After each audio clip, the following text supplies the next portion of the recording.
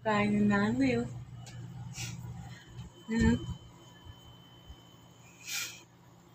Ang laki lang.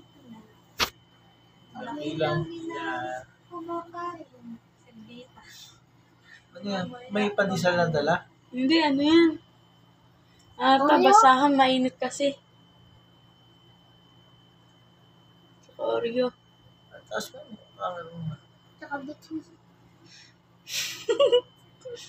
Sarap kain ng nanay, oh. Ano binigay mo doon? Oreo, tapos breadstick. Si mama nagbigay. Hindi maanguya eh. Wala nang ipin. Wala nang ipin. Ito sa nalagay sa kaliwa o sa kanan. Tigas kasi ng Oreo na yun. Dapat ako kakagat. Yung dalawang to pagising-gising. Narinig tayo ni COVID, kaya tumatahol.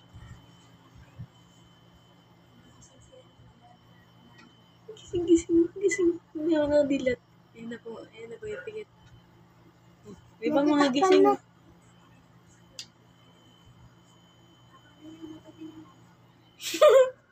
Bye.